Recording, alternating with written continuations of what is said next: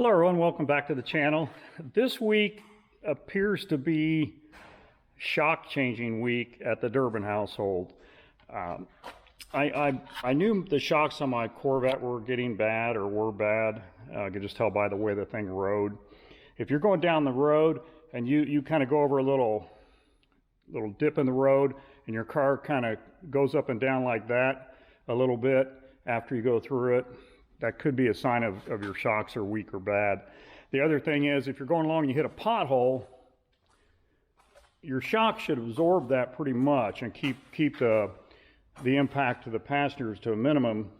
And what you'll find as your shocks get bad, you hit a pothole and your wheel will bounce through the pothole, and it'll continue to bounce a little bit after the pothole just for a split second or two.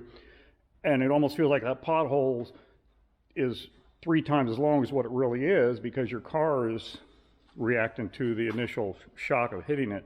So if you have those kind of instances in your car, you probably need to get new shocks on them.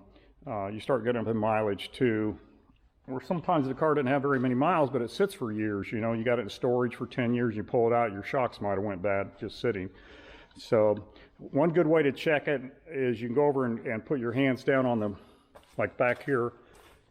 My hands are all dirty, so I'm not going to touch the car, but push up and down on the car, get it going up and down, let go of it. And if it goes up and down, you know, more than like 2 times, 3 times, you probably need new shocks. Once you get them off, the easiest way to tell if they're bad, I've already done the driver's side on the Corvette, just to learn what I needed to do so I didn't waste much time on the video learning. But this is the front shock off the Corvette, and this is the rear shock. Now, just to give you an idea, this is the brand new front shock. When you push down on it, I don't know if I'm getting that in the video, whoa. Push down on it and let go of it, it instantly comes right back out again. Okay. This is the front shock I took off the driver's side. I push it down, it's easy to push down, I let go of it, and it doesn't come out. So that shock is junk. This is the rear shock. Now it does come back out, but not as fast. Let me get it pushed down. It's a little harder to push down. The back shocks don't seem to be as bad as the front shocks. But okay, I've got it compressed down. Now you can see when I set it down, it comes back out. So it's not completely bad, but the new shock I put on, let me get one out here. It comes back out about twice as fast. So, okay, I'm going to try to let go of this, but you can see it's back out before I can even set it back down. So it's definitely, they're both, the front one's definitely bad. You can see it still hasn't even started to come back out yet, you know, and it should be extended out like this one. And this one comes out, but it doesn't come out even half as fast as the new shock does. So it's definitely going to make a big difference in the ride of the shock. Now, as I said before, this has been the week for changing shocks out. Those right there are the 2 rear shocks, and these are the front struts out of my 2016 Chevy Silverado half-ton pickup truck. I changed those out. These, my wife has a 2006 Chevy Cobalt, and this is what started all, because I knew her shocks were definitely bad. You going down the road, the car would bounce after you go over a bump and stuff. Has 147,000 miles on it. And you can see those shocks, I changed out her shocks Tuesday, I believe it was. Today is Thursday. And I compressed them down just to see how bad they were, and they still haven't come out yet. So they are definitely bad. And here are the front struts off that 2006 Chevy Cobalt. And overall, it's been very easy changing these. I was really surprised. First time I ever changed a strut. I've never done that before. And all the cars I had shocks, not struts. So I was a little concerned about how hard they'd be to get them out if they're under pressure, because you see they got the big coil springs built into them and stuff. But they're actually very easy. They're probably as easy as changing a shock. So if you do have a car with struts, don't panic, because oh my God, you can buy just the center strut and then take your old one somewhere to a garage and have them change out the coil springs for you and use the coil springs over again. But for me, for what these cost, and I don't remember how much it were because I bought so many different sets here this last couple of weeks, It seems like the ones for the truck were around $183 for the 4 shock, or the 2 shocks and the 2 struts. I bought them on eBay. I know you got to be kind of careful what you buy on eBay. Everything I'm buying is made in China, so you take it with a grain of salt. They might only last a year. I don't know. I hope they last a long time. But I checked with O'Reilly's. Just for one front strut on my truck was going to be $197. So I got all 4 for less than one strut would be buying it at a auto parts store. And I'm not going to put any part numbers in or anything, because when I go online on eBay on stuff like this, there's a million companies selling the exact same thing. Their ad is the exact same photograph of the shocks, but it might have different wording on it. So I don't think it really matters what company you buy them from on eBay. I try to look for a company that's got really good feedback. Almost all these parts stores, when you go on eBay and look at them, they never have 100% feedback rate. That's always like 98.8 or 96.4, which isn't bad if you look at the total number of sales they do. I mean, they're up in the thousands of sales they do. So you're always going to have a few unhappy customers when you're dealing with that many people, and it makes it look worse when you look at percentages. But on all these companies, once I ordered them, they sent me an email saying, thank you for the order. If you have any problems, please contact us first so we can make it right. The company with my struts for the truck actually emailed me and said, due to the weight, they couldn't ship it in one box. So they're shipping in 2 separate boxes with 2 separate tracking numbers and all that. So, I mean, the communication was great. The parts came in right away. I'm very happy with them. So, it's like buyer beware. You know, anytime you're dealing with something through the internet, you always get a chance to get ripped off. But so far, I've been pretty fortunate with eBay. So let's get started on the shocks on the passenger side. Now, I was really lucky on the driver's side. There's on the upper part of the shock, you can see that stud sticking up there, and it's got a nut on it. On the other side, I was able to just put my cordless impact on it and just back that nut right off. I didn't have to put a wrench up on that little flats on the top to hold it while I spun it out, which is great because it's fine thread and they're really sticking up a long way, so it takes forever when you're trying to wrench them out. So I'm going to try that again on this one. I take that out first, and then there's 2 screws down here at the bottom that you take out, and then shock will just drop right out the bottom. Okay, here we go. These, on the old shocks, the nuts are 1/2-inch nuts. On the new shocks, they're metric. I don't remember what size they were. I think they're 13 mil maybe. I don't know. We'll go ahead and try to see if I can back this one out and get lucky like I did on the other side. Oh, look at that. Okay, down below you got two screws here that we got to take out.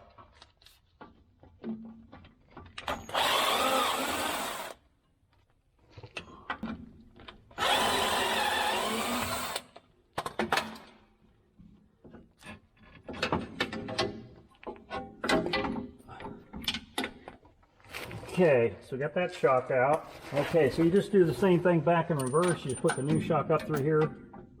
It comes with new, you can see right here, comes with new rubber boots and a washer on both sides, new nuts. Like I said, the new nuts are metric, so the joys of buying in China.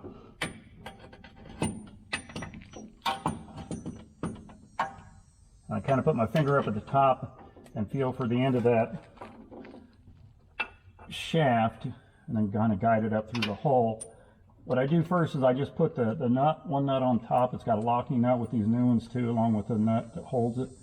I just get it started to hold the shock in place, and then I've got a jack underneath this A-arm to hold it up, to hold the pressure off the old shock. But you can see I got a gap here right now between the shock and the A-arm, so I'm going to lower the jack down until that's almost touching so I can get the bolt started in it.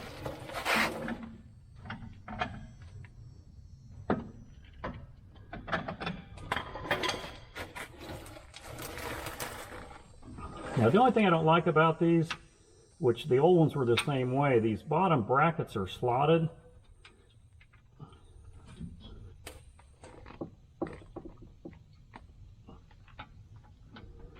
So it you got to make sure you have it centered on the 2 bolts, or else it'll only be gripping on just part of the lip if you don't have the shock centered in this A-arm.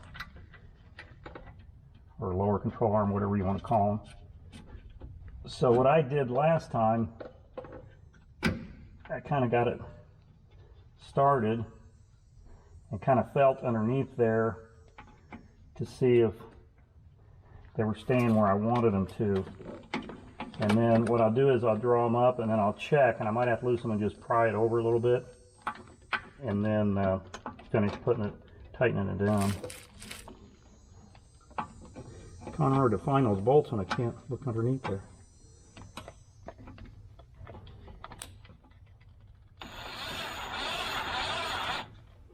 See how it pulled to one side? I don't know if you can see that, but it's sticking out over here, and over on this side it's just barely catching it, so I'm going to have to loosen that back up and move it over.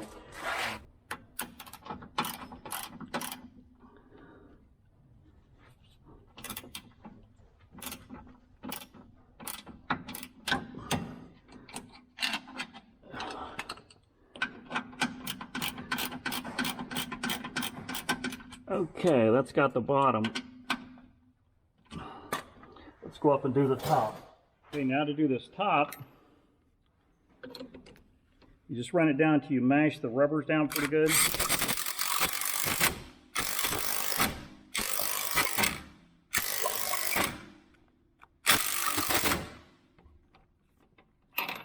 About like that. And the old shocks didn't have a lock nut on them. These do, so I'm going to go ahead and put it on there. Normally, once you compress that rubber down, that nut's not going to go anywhere, but I figure since they gave them to me, I might as well use them.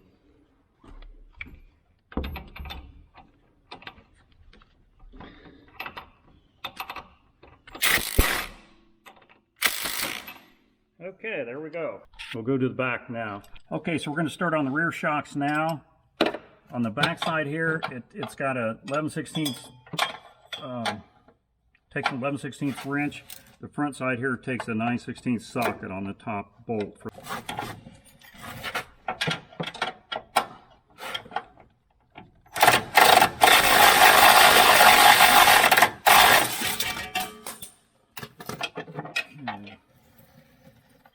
Assembly to take some of the pressure off that, so it's not. Now on the bottom down here, let's see if I can move my camera around. You can see the nut there on the back of the shock mount. It takes a 3/4 inch socket. So let me get that.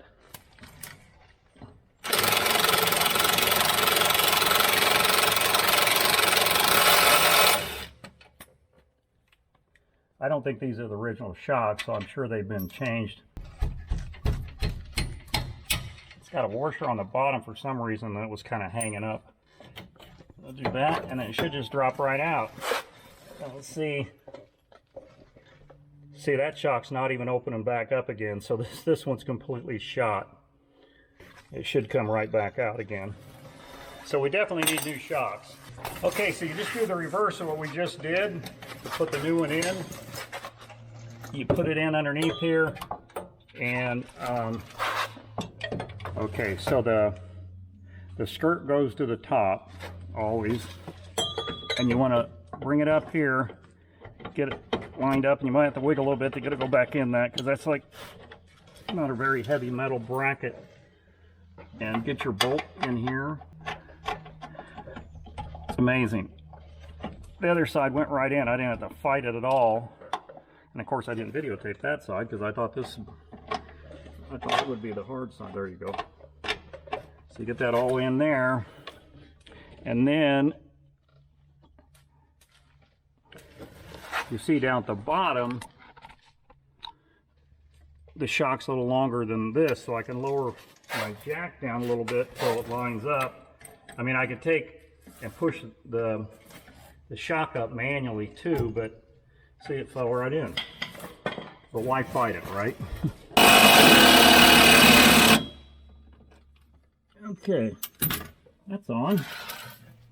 Okay, now I need to get my lock washer and nut on the back of this. Put it on there because that fiberglass tub is right behind that.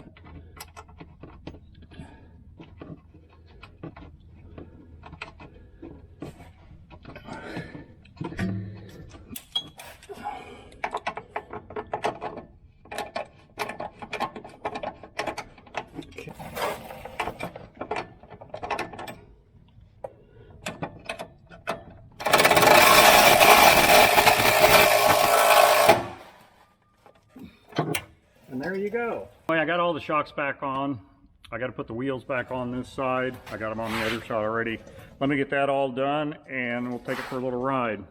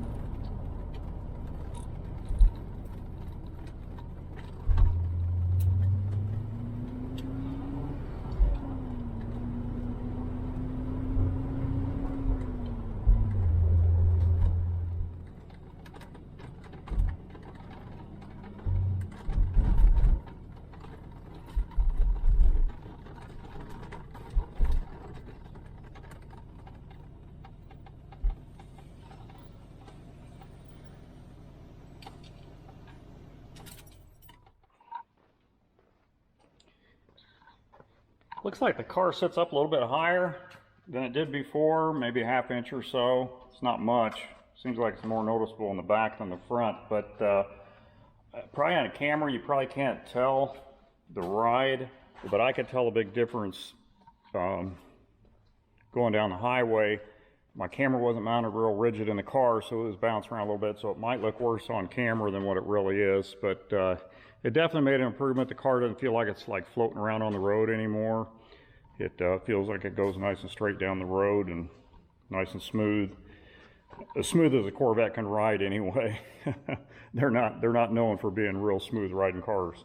But I'm very happy with the new shocks. I think it's going to definitely make it more enjoyable to drive. So thanks for watching the video, and we'll see you on the next one. Have a great day.